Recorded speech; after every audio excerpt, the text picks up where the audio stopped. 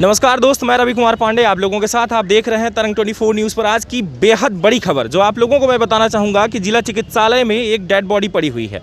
जहां आप लोगों को बताना चाहूँगा कि जो डेड बॉडी है वो एक टीचर की है, जो कि कल शाम को तकरीबन 5 बजे के आसपास एसपी ऑफिस के सामने संदिग्ध तरीके से पड़ी हुई थी, जिसको पुलिस के द्वारा या किसके द्वारा यहाँ लाया गया और यहाँ पर भर्ती कराया गया। लेकिन तब तक पता चला कि डॉक्टर के द्वारा उसे मृत घोषित कर दिया गया। पूरा मामला क्या है, हम उन्हीं के परिजनों से ये जानकारी आपको दिलवाएंगे कि आखिर में क्या सारी चीज़ें रहीं, कहाँ के हैं, क्या पूरी परिस्थिति रही, सारी अपडेट आप लोगों को मिलेगी। एक्चुअली में ये ऑफिस तो गए थे, लेकिन हम लोग बाहर थे। हम तो रीवा में थे और लगभग सभी लोग बाहर रहते हैं हम लोग। तो ये पूरी जानकारी नहीं है कि कब कहाँ पे ये ऑफिस आए, ऑफिस से कहाँ गए, घर गए, ये जानकारी नहीं है। नाम है इनका? इनका है श्री कौशल प्रसाद गुप्ता। उम्र क्या है? 53 समथिंग होगी। पिता? स्वर्गीय श्री जगन्नाथ गुप्ता। ये ग्राम पंचायत कौन सा आपका? धनशेर जी। तो ये कैसे यहाँ सीधी पहुँचे थे और कहाँ नौकरी करते थे? ये भदौरा हायर सेकेंडरी में नौकरी करते थे। भदौरा जी। तो सीधी कैसे फिर?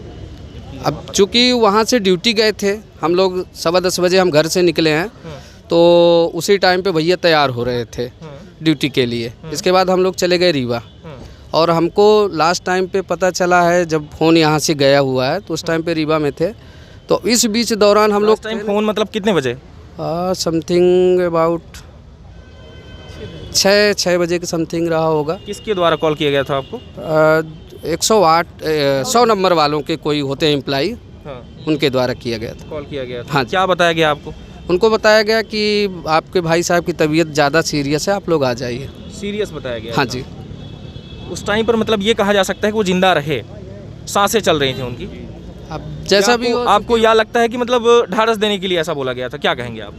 हो सकता है ढाढ़स का भी रीज़न हो सकता है। जब यहाँ आप आए तो किस परिस्थिति में आपको देखने को मिले? वो मृत हो चुकी थी। मृत हो चुके थे। जी। आप कितने बजे तकरीब यहाँ पहुँचे? हम लोग पहुँचे हैं 7:30 के समथिंग। 7:30 के? हाँ जी। वो एक टीचर थे और कौन से विद्यालय आपने बताया कि कहाँ? शासकीय higher secondary school Bhadaura. Bhadaura में। यहाँ पर भदौरा के जो हैं तो प्राचार्य भी हैं, उनसे बात करेंगे। प्राचार्य ही आप सर? बिल्कुल बिल्कुल। अच्छा। हम आर.पी. सिंह प्राचार्य भदौरा हैं जी। श्री गुप्ता जी मूलतः सहायक शिक्षक हैं जी। और वो विद्यालय में लिपिक का भी काम करते थे। अभी हमारे यहाँ कुछ नए टीचर ज्वाइन किए हैं। उन नए टीचर के पुलिस वेरिफिकेशन का एक कागजात पुलिस अधीक्षक के यहाँ जमा करना था, जिन्हें लेकर के वो लगभग 3 से 3:30 के बीच में विद्यालय से निकले थे और यहाँ जमा करना था उनको। हम लोग जब शाम को हमको लगभग 6-6:15 बजे करीब विद्यालयीन स्टाफ द्वारा यह जानकारी दी गई कि 100 डायल के माध्यम से यह कहा गया कि श्री गुप्ता जी का एक्सीडेंट हो गया और हम लोग उन्हें जिला चिकित्सालय में भर्ती कर दिए हैं, आप लोग तत्काल पहुँचिए। हम लगभग 6:20 पे यहाँ आए तो डॉक्टरों से संपर्क किए तो डॉक्टरों ने उन्हें मृत घोषित किया था और यह बताया कि हमने इनकी जांच किया है, ना तो इनकी पल्स चल रही है ना कुछ चल रहा है।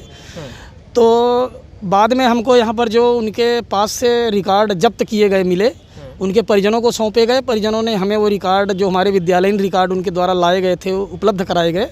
उसमें पुलिस अधीक्षक के यहाँ उन्होंने उन अभिलेखों को जमा किया है और उसकी पावती भी है। उसके लिए हमने पुलिस अधीक्षक को भी पत्र लिखा है कि चूँकि आपके कार्यालय में उनके द्वारा रिकॉर्ड जमा किए गए और आपके कार्यालय के समक्ष ही उनका एक्सीडेंट हुआ है, अतः हमने उनसे निवेदन किया है कि उनकी इस दुर्घटना की तथ्यपरक जांच कराएं और जो भी असलियत हो उसे सामने लाएं। ऐसा हमने अपने पत्र के माध्यम से। एक्सीडेंट ही है या कुछ और? मतलब ऐसा तो कि नहीं किसी से दुश्मनी रही हो तो वहाँ पे ऐसी वारदात हुई हो? मेरे हिसाब से गुप्ता जी चूँकि इतने वर्कर आदमी थे, इतने कर्मठ थे कि किसी से दुश्मनी होने का उनका कोई प्रश्न नहीं है। पूरा स्टाफ उनके साथ हमेशा एक साथ रहता था और सब उनके साथ मिलजुल करके हंसी मजाक के साथ रहा करते थे। इसलिए विद्यालय में तो ऐसी कोई स्थिति नहीं थी और सीधी में भी हमको ऐसा नहीं लगता, चूँकि सीधी में उनका परिवार रहता था मारिशन के आसपास। इधर उनकी मेरे हिसाब से जिस तरह का उनका स्वभाव था, किसी से दुश्मनी का कोई हमको लगता नहीं है। अब किन स्थितियों में उनकी मृत्यु हुई ये जांच का विषय है और हम पुलिस से अपेक्षा करेंगे, आप मीडिया प्रभारियों से अपेक्षा करेंगे कि इसके संबंध में अगर उचित जांच की जाए और तथ्य सामने आए तो हम लोगों को भी थोड़ा सा तसल्ली होगी कि आखिर बात क्या हुई, कि एक इतना अच्छा इंसान की किस तरह से दुर्घटना हुई और कैसे उसकी मृत्यु हुई। जी जी। रवि भाई, अगर वहाँ फुटेज उसका निकलवा लिया जाए, कैसे फुटेज? वहाँ पे तो सीसीटीवी फुटेज मतलब सीसीटीवी नहीं लगा हुआ है। नहीं बोलते हैं कि जहाँ पे घटना हुई है आगे एसपी कार्यालय के सामने, तो वहाँ तो कैमरा होगा ही। बिल्कुल कह सकते हैं कि शायद कैचिंग कोई है वो यहाँ पे। हो ऐसा कैमरा हो जी तो उसका फुटेज निकलवा लिया जाए जी। तो उसमें से पता चल सकता है शायद।